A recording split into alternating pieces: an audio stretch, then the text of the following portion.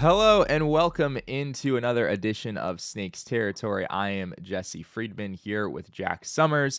And Jack, we are here talking about I know I talked about how brutal the Diamondbacks loss was the other night when we did a post-game show, but I'm going to say it again. This was a brutal finale for the Diamondbacks to lose as they do so in extra innings to the Tampa Bay Rays 7-4. And overall, a really tough series loss, a series, Jack, that felt very, very, very winnable. The Rays are probably a better team than their record was coming in. I think we saw some of that. So it wasn't a surprise that the games were close and tight. And unfortunately, in every tight, close situation, the last couple nights, it didn't go their way. Didn't They just weren't able to get the hits and get the outs that they needed to get while the Rays did. They were outplayed. They were beat. The big story, of course, Jack, what I think a lot of people are probably thinking about the most is the Diamondbacks bullpen. Of course, we're still waiting on news about AJ Puk. Still no concrete updates there. Justin Martinez did pitch on Wednesday night in this series, but was not used in the Thursday game. We'll talk more about him later, but he was not available to Torey Lovullo in the finale, and so the Diamondbacks bullpen was fairly shorthanded once again. Corbin Burnes was much better in this game. I think it was a really legitimate step forward for him, but he wasn't able to get out of the sixth inning, and the Diamondbacks just didn't have the pieces to be able to get all the way to the end of this game. Ryne Nelson entered the game in the seventh and pitched well in the seventh and eighth, but ultimately gave up the tying run in the ninth inning, and the Diamondbacks lost in extra innings. So the bullpen has been a narrative, Jack, time and time again for this team over the past several years. And this year, it sort of felt like, all right, this team has the makings of a pretty good bullpen. Maybe we're not going to be talking about the bullpen all that much this year, but here we sort of are again as the D-backs led this game at one point 4-1, and they ultimately lose 7-4. Yeah, it looked like it was going to line up to be a strong bullpen. Unfortunately, Puck is injured, and Martinez, like you said, hasn't been available. And all of a sudden, you strip away those two guys, and things look a lot less secure. And that really reared its ugly head during this series, particularly. They're just not going to be able to get by without those two guys healthy, at least one of those two guys healthy and ready to go. Like you said, we'll dive into J Mart's situation a little bit more. But where things stand right now is tough to say. I mean, they have another potential injury to deal with. Hopefully, it's nothing bad with Jalen Beeks now. So, which we're also going to get to. And I think at the end of the day, I think back to the old meme where the guy's sitting there sweating, pushing the button, and there's two buttons. And the thing is, when every button you have to push is a self-destruct button, what do you do? And again, it gets a little bit tiring sitting here trying to explain what's going on with their bullpen. There's always a potential for questionable decisions, and a lot of people feel that Torey Lovullo has mismanaged this bullpen. I don't quite feel that way. I can see a few areas where you can question this decision or that, but at the end of the day, he's dealing with a depleted bullpen that wasn't able to get the job done to play the pitchers that he has over the last few days, especially in extra innings.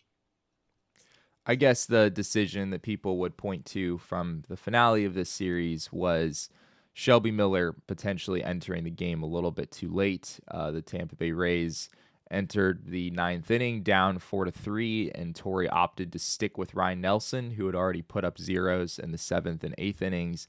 And Ryne Nelson wound up giving up 3 consecutive hits, and the Tampa Bay Rays were able to score that tying run. And it was only then that Torey went to his bullpen and got Shelby Miller to face one of the better left-handed hitters in the Rays lineup. And Shelby was able to get the job done. He was able to get a strikeout to get the Diamondbacks out of that inning. But some people, Jack, the discourse is certainly floating out there, think that Shelby should have just gotten the ninth from the beginning, right? He is your best reliever. at least as things stand right now, on a day where Justin Martinez and AJ Puk are not around. And Torrey did go to him, but he went to him after the Rays had already tied the game. Right. After the game, Torrey said that he was trying to stay away from Shelby. So he was in that yellow zone of pitchers that, was break glass only in case of emergency. He had warmed up, I think, on Tuesday night, and he got into the game Wednesday. So, and he'd have a relatively heavy workload for him. I mean, he was on pace for over 70 games, 70 innings, whatever it was. So they were trying to stay away from him. And we're not able to. Unfortunately, Ryne, I mean, he didn't just get outs. Like, he was dominating. He was killing it. He worked around the, Suarez error to basically strike out the side in the 8th inning, got the first out in the 9th. And then, unfortunately, life comes at you fast. And we all kind of were wondering, like, okay, was it a little late to get Shelby up? But I mean, that's just such an easy one to second guess. I mean, do you get him up the second that the first base hit happened? Ryne didn't look bad. It was just a base hit that got through the hole. Yeah. It's not like, that first hit. It's not like it was a double off the wall on a pitch he hung in the middle of the plate. It was just a ball that popped through the hole. So, you get Shelby up maybe one batter earlier. Maybe you get him in the game before Ryne has a chance to give up that third hit. That's possible. So if you want to criticize something, that's pretty much it. I mean, there really isn't anything else you can criticize of what he did. There's a lot of questions about how many pitches Ryne threw, but keep in mind that he's only pitching once every 4 to 6 days, and he's thrown between 31 and 52 pitches in his outings, usually around 35, 36. I think it's been the last few times out, but he is stretched out and rested enough to give you 50 plus pitches. It wasn't a pitch count issue. It was simply a matter of, hits got through. So I don't know. I mean, if we want to criticize Torrey for getting Shelby up one batter too late, I can accept that. But beyond that, there is nothing else that he did in this game that is really something that you can criticize. The other thing I want to point out is, they had a play on a first and third stolen base attempt where it was a design play where Marino comes up, looks like he's going to throw through, but he's actually zipping the ball to Shelby. Right. And they practice that in the fielding practices and spring training all the time. And the ball clanked off Shelby's glove. He had the guy at third base. The guy at third base would come off the bag. If Shelby catches that ball, they've got an easy toss over to Suarez and get that out at third base. So it's just something that I wanted to throw out there. He didn't pitch badly at all, and he's only, can do what he can do. But it was kind of the tone and tenor of the whole game, where the defense just was sloppy and strange. We'll get more into the defense and some of the other storylines surrounding this game, Corbin Burnes certainly. But I do want to stick on Ryne Nelson here just for a minute or two. Nelson has had such a strange year, Jack, in that he really, from the eye test, has not pitched terribly, at least in my opinion. And yet you look up at the numbers right now, and Ryne Nelson has a 7.62 ERA in 13 innings. Looking at the peripherals, and we know this is a small sample size, so these numbers don't mean a ton, but they do mean something. In 13 innings, he's allowed just 1 home run and has 2 walks to 17 strikeouts.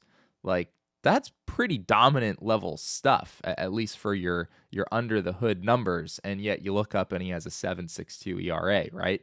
It kind of just falls in line with this narrative we've seen over the past couple years now, where the Diamondbacks tend to have kind of a lot of guys in this category where you look at the peripheral numbers and you're kind of impressed, and you look at, the surface level numbers, like how many runs did they give up, and it just isn't nearly as impressive. And obviously, Ryan's not going to have a 7.6 ERA the whole season. I think we know that over time that's going to come down to earth a little bit, but it's really indicative of just this larger issue that a lot of Diamondbacks pitchers seem to have had here over the last couple years.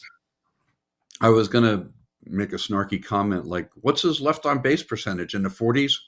Yeah. It's 40. I just looked it up while you were talking. It's 42%.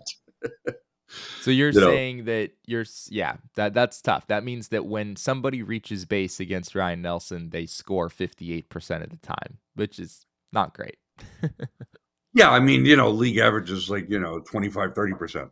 Right. So, look, Ryne Nelson is a good pitcher. He's a starter quality level pitcher. He should be in a major league rotation. Um, so, we always talk about good problems to have, but this has been a difficult problem for them. I mean, Ryne Nelson was the best starter on the team last year. It wasn't just by a small margin. From July 1st onwards, he was the best starter on the team, and he should be in the rotation, but over who?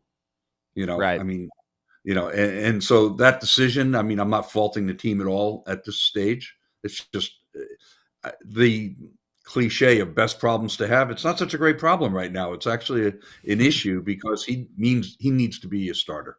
He's a good pitcher. Yeah, I think that's fair. And it seems like the games where he pitches, that tends to be where Torey Lovello gets criticized the most as a manager. Like, oh, you should have gotten Ryne Nelson out of there earlier or whatever. But at a certain point, like the Diamondbacks are going to have to rely on Ryne Nelson to get some big outs for them, especially given the current state of the bullpen. That's something that's probably going to have to happen. So, say what you will about Torey Lovello, but part of the equation is the Diamondbacks are just going to need Ryne Nelson to be better. And that's not to say, though, that he pitched terribly at all in the finale of the series. I think it was really a nice step in a positive direction for him. Other notes from this game, Jack, as we look at some bigger picture numbers, you see Corbin Burnes' final line there, 5 1/3 innings, 3 hits, 3 runs. Only one of them was earned, 3 walks and 8 strikeouts. We have the numbers for Nelson and JP Fireeisen, who came out and pitched the 10th inning and gave up 3 runs, and that's sort of where the game ended. The other note that we have here is that Tim Tawa, Jack, went 1 for 3 with a home run and a walk. He continues to hit very well for the Diamondbacks, and I think still someone that D-backs fans are probably getting more and more excited about by the day. Yeah, with regards to Corbin Burnes, I was joking with our one of the writers in the press box who also sometimes serves as an official scorer, Jack Magruder, Hmm. and longtime BBWA member, longtime Arizona, baseball writer. And I said, if there was one official scoring rule that I could change if I was king for a day, I'd want to change the rule where the pitcher makes an error and the unearned runs get charged to him as earned runs. It was pretty simple comebacker that Corbin wasn't able to field and he muffed. I think he kind of turned out and he looked like he was going to try to throw it home before he had control of the ball Right. and get the runner heading to home. And unfortunately did not make that play. And, there were 2 unearned runs in the inning, and I would have charged them to him if I was the official scorer and, had that latitude to do so. It's just kind of a little thing I want to mention. It always annoys me when the pitcher makes an error that leads to runs and then he doesn't get charged with those runs. He did everything that we have been asking him to do in the first 4 innings. And even in the 5th inning, he got out of the jam with a swinging strike. I don't have the numbers in front of me, but he had a lot of swinging strikes yesterday and, swinging strikeouts. I mean, for the first 4 innings, he looked like the dominant Corbin Burnes we've been asking for. Yeah. And he got out of a tough 5th inning with a dominant strikeout. It was a number 9 hitter, but still. But unfortunately, the 6th inning happened as well, and he blew his lead, and that's the way it goes. I mean, it's just kind of ironic that we were looking for something different, as opposed to giving up runs early and then settling in and getting the quality start. And this time he looks dominant, but then kind of pooped to bed. So I don't know. I mean, we needed a 7-inning start out of him is what we needed. With a tired, depleted bullpen, they needed a 7-inning start and they didn't get it.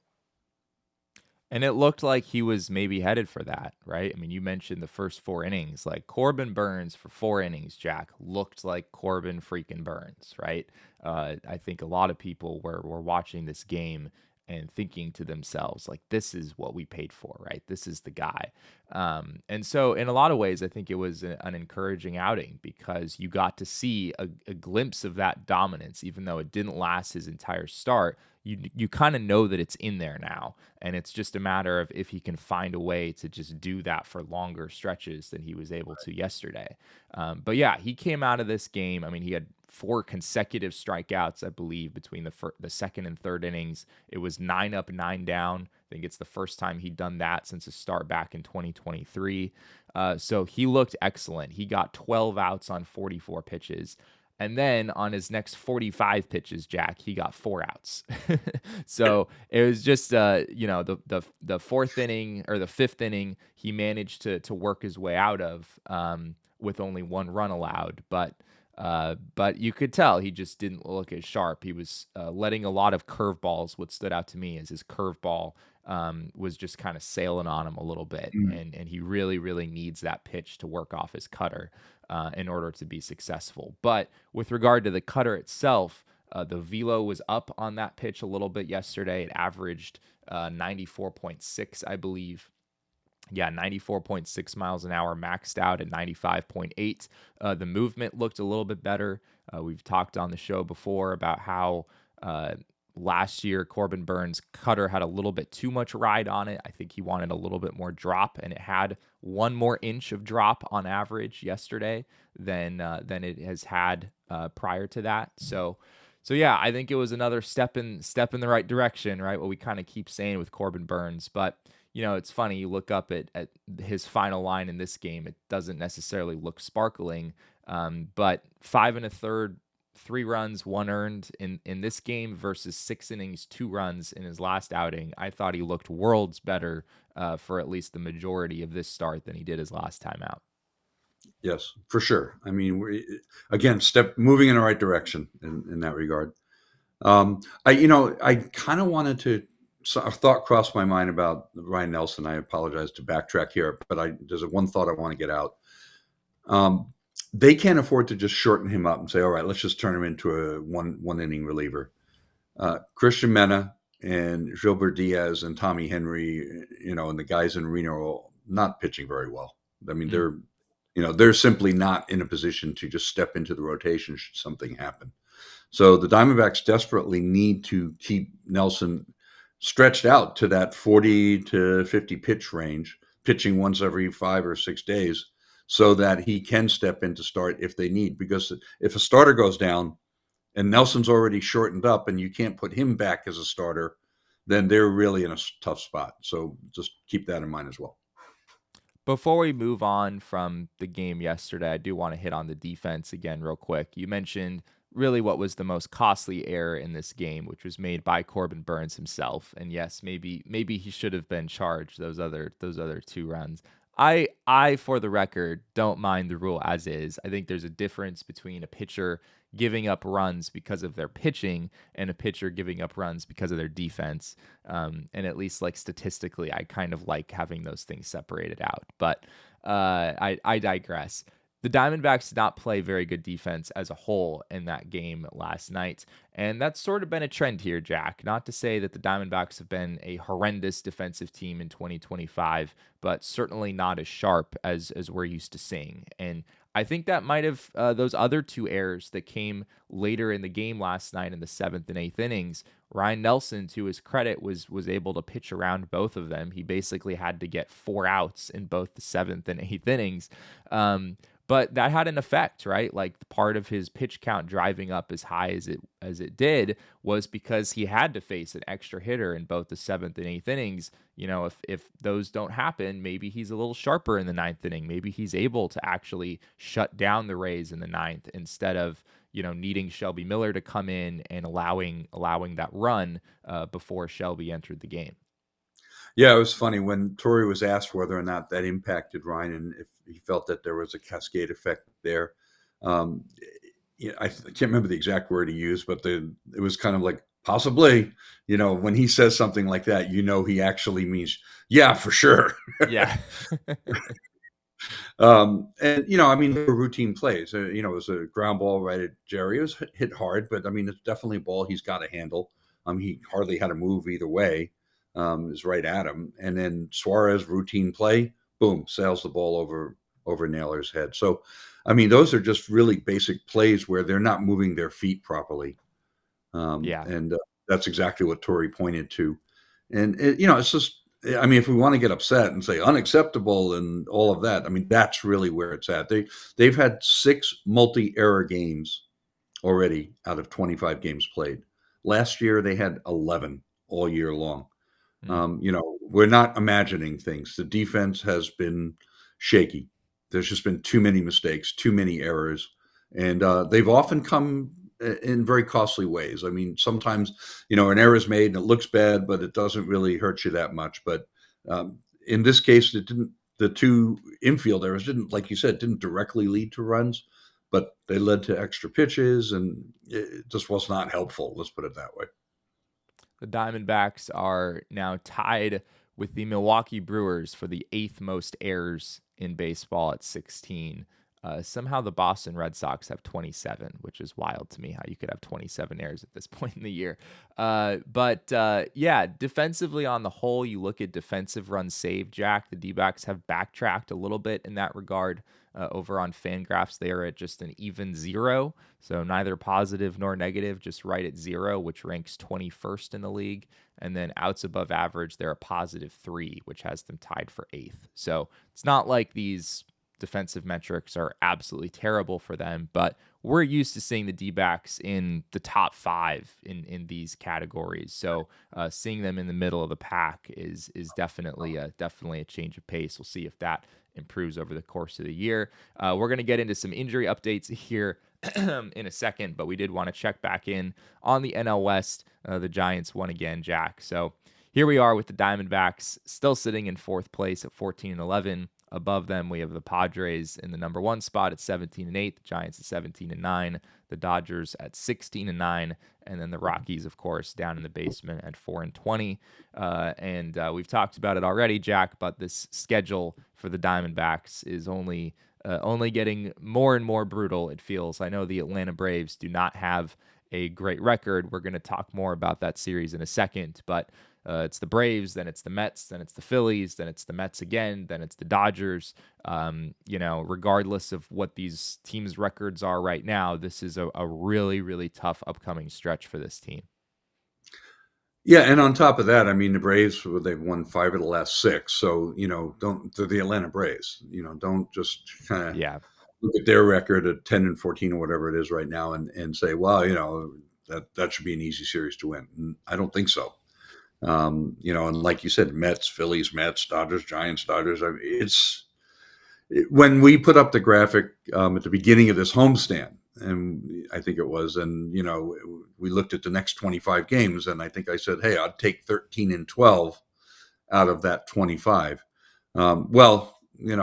Right now that looks like a monumental challenge the way things are shaking out. They're 2-4 so far in that stretch, right? Because they lost 2 out of 3 to the Cubs and then 2 out of 3 to the Rays. So they're 2-4 to start that 25 game gauntlet that you talked about.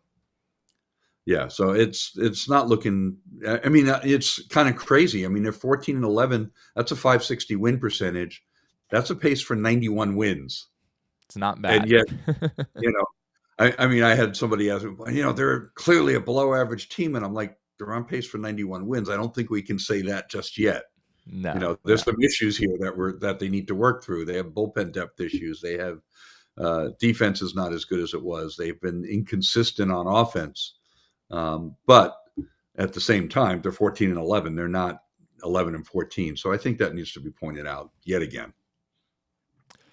Jumping into some injury updates here, you mentioned it earlier. Jalen Beeks suffered what I believe was a forearm contusion in the game yesterday. Jack, what can you tell us about that from being at the game last night? He didn't look to be in a ton of pain. He kind of even smiled a little bit when Torrey came out to get him. I saw him just kind of flash a smile at him. It's not like he was doubled over, grabbing his arm as if he was felt like it was broken or anything like that. But the X-rays were negative. The initial imaging was negative. Saw him walking out of the clubhouse last night. And he just had a small, little bandage over it. you can kind of see it start to swelling up. I'm not a doctor. I mean, I don't know what a contusion in that area means for him as far as availability and how long it takes to heal. Sometimes you start off with a contusion, and then after the swelling goes down, you go back and you take an MRI, and maybe you find something that you didn't see on an initial X-ray and all that. But who knows? I mean, like, that's very speculative. As of last night, they did not seem too concerned about it. I mean, certainly he's going to be down for at least a day or two. He went into last night's game on pace to throw 95 innings. I mean, so I mean, two games ago, it was on pace for 99, and he got a day off, and so it was on pace for 95. And he threw an inning last night, so he's probably back up close to 100 inning pace, and that's not workable long term. We've talked at length about the fact that he's the lone lefty in the pen, and now there's no lefty in the pen. I posted a kind of joking meme last night. What's Kyle Backus doing these days? And a picture of a guy being woken up in the middle of the night by a phone call. Yeah, we might be headed in that direction before too long. I did think it was interesting that when the Diamondbacks were in a tough spot in the ninth inning and you had a left-handed hitter coming up, that Torey went to Shelby Miller.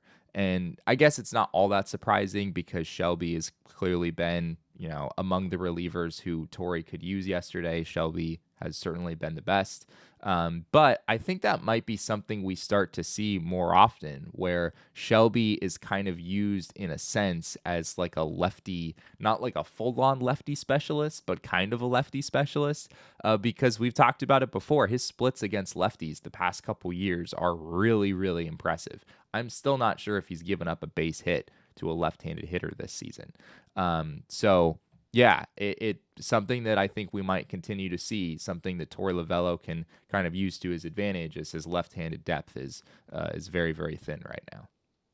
I was going to say, a couple of days ago, I thought I saw a podcast with somebody talking about how Shelby Miller could be very effective against lefties with a splitter. Oh, yeah, that was you, Jesse. Thanks, Jack. I appreciate that. Now, granted, Shelby Miller also has been used very heavily in recent days. So, how available is he going to be for those situations? I mean, it seems like he's going to be called upon in basically every single game the Diamondbacks are in. At least that's maybe what you'd want to do. So he's going to be a highly sought after commodity for Torey Lovullo here in the coming days. Justin Martinez, Jack, is there anything to report there? I know we mentioned earlier that he wasn't available in the game on Thursday. I wasn't surprised by that, given the whole shoulder fatigue situation. I would have been kind of shocked to see Torey go to him on back-to-back days. Yeah, I mean, that's almost exactly what he said.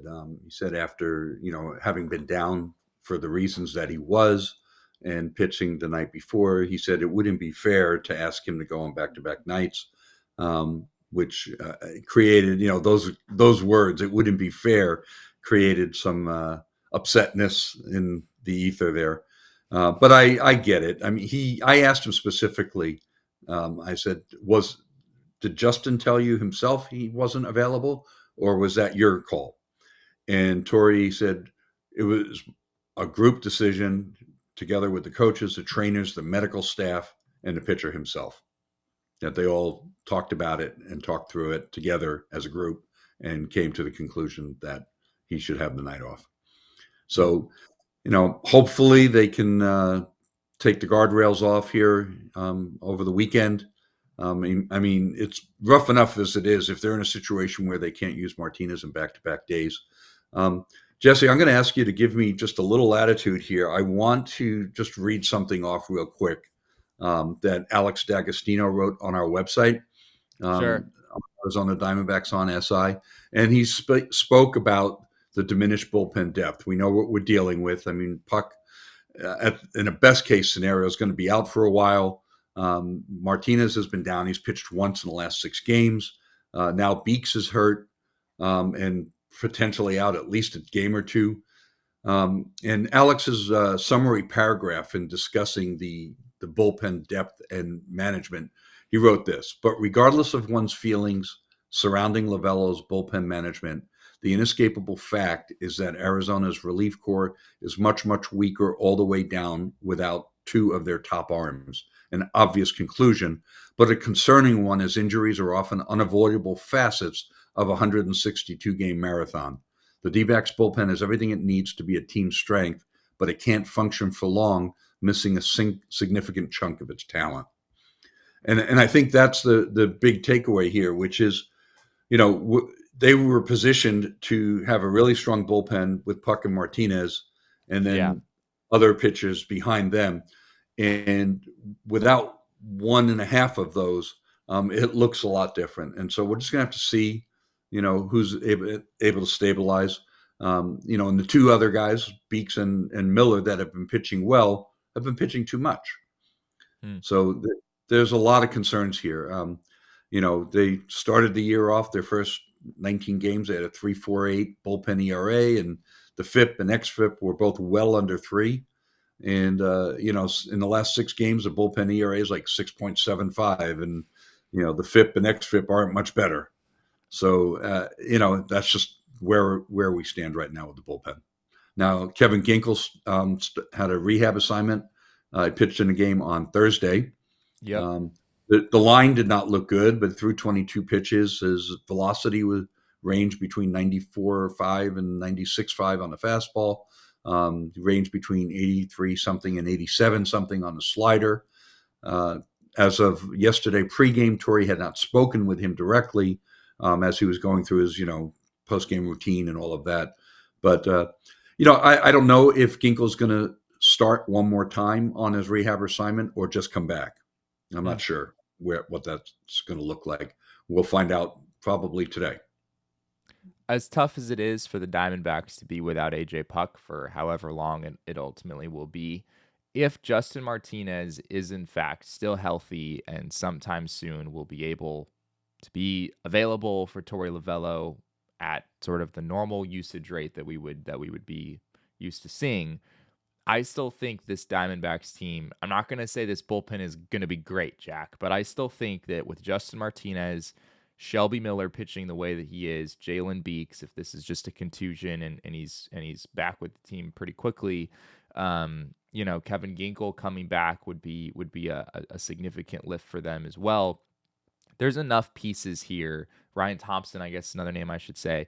There's enough pieces here where I still look at this bullpen as being as good as the bullpen was last year at this time, probably better than that, frankly. The D-backs didn't get AJ Puk until midway through last season, and obviously Paul Sewald pitched well for a while, but he was hurt for the first month or two of the season. So there's just a lot more depth, as we've said in recent shows. There's just a lot more depth here than they've had in recent years. Except from the left side. And yes, Shelby is able to get lefters out, but I still don't want to depend on him as my left-handed matchup guy. It's just helpful that he can fill that role occasionally. They actually need him to be able to fairly consistently be able to go plug the 7th and 8th inning is what they need. Yeah. Unfortunately, they don't have that guy. I have a little bit higher level of concern for the long-term prospects of the D-backs bullpen, because if the pieces don't fit together right, you become less than the sum of your parts. You need. I'm ironically, considering my analytic bent and sabermetrics and all of that, I've always said closes are overrated until you don't have one, right? And then everything flows from that.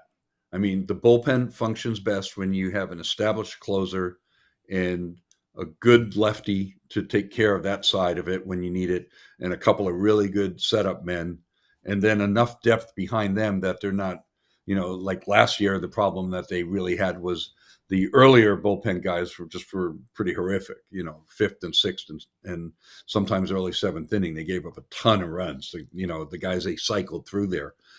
So I don't know where this bullpen's going to shake out. I think there's a lot of question marks here right now, and I probably feel a little less confident than you until they resolve.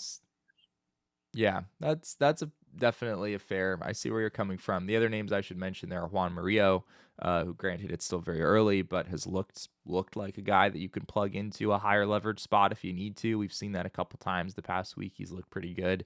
And then Dre Jameson, another guy who has pretty good stuff and has shown that he can get big league hitters out. But I see where you're coming from, where the roles are important, and those roles are a little bit unclear right now, especially as Justin Martinez's status still doesn't feel totally solid moving forward. Before we get out of here, Jack, we do want to talk quickly about this Atlanta Braves series. The probables we have listed here on the screen if you're joining us on YouTube. Chris Sale versus Zach Gallen, battle of a couple of big names who have not really pitched like it so far this season. And then we have Grant Holmes against Merrill Kelly in game 2 of the series. And then the finale on Sunday is Spencer Schwellenbach against Brandon Pfaadt. Really good pitching matchup there. 2 of the better young pitchers in the game. So the D-backs have their work cut out for them here, Jack. I think we're very much on the same page that the Braves are a much better team than their 10-14 record would indicate. In my mind, it almost makes them perhaps scarier that they are 10-14 because, as you said, they've won 5 out of 6, and you know that they are a much better team than how they've played so far. I think you might be muted there, Jack. Maybe? Sorry about that. There we go. He's back. Over their last 6 games, they've hit 278 with an 813 OPS and knocked 10 homers. Wow. Yeah. And scored 31 runs, so averaging over 5. So, the offense is kind of coming together. Matt Olson, Sean Murphy each have a couple of homers. So, that's a team that can score runs for sure. And we'll just see how things go in the series. But Braves are the Braves. And I just forget about their 10-14 record. You can absolutely count on them coming in and being a very tough opponent. So we'll see how it goes this weekend.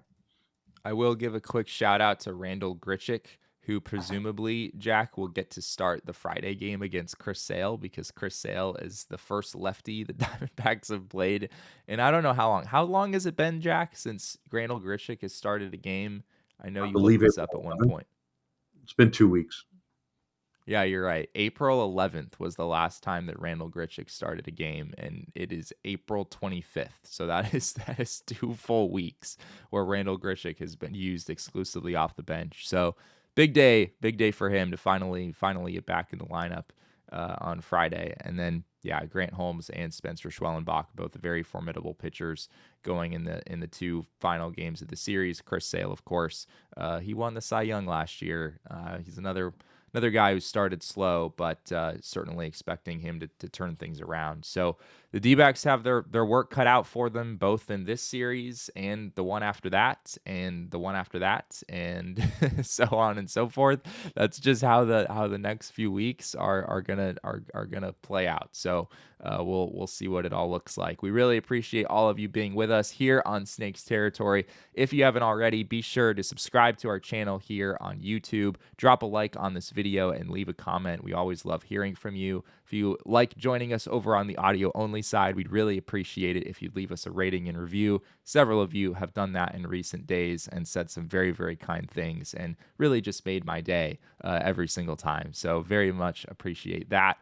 Jack does a great job covering the Diamondbacks over at Arizona Diamondbacks on SI. You can find his work at si.com/MLB/Diamondbacks. Of course, not only him, but Alex D'Agostino, who we referenced earlier, as well as the rest of his great team over there at Diamondbacks on SI. Over on social media, I am at Jesse N. Friedman on X. Jack is at ShoeWizard59, and our show is at Snakes Territory.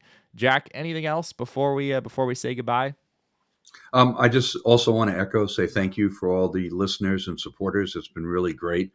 I've even had a few people come up to me at the ballpark and say hello and say how much they're enjoying the show. So thank you guys for the shout out. You have no idea how much it's appreciated. Well, thank you all again for joining us here in this 12th episode of Snakes Territory, and we'll be back with another show very, very soon.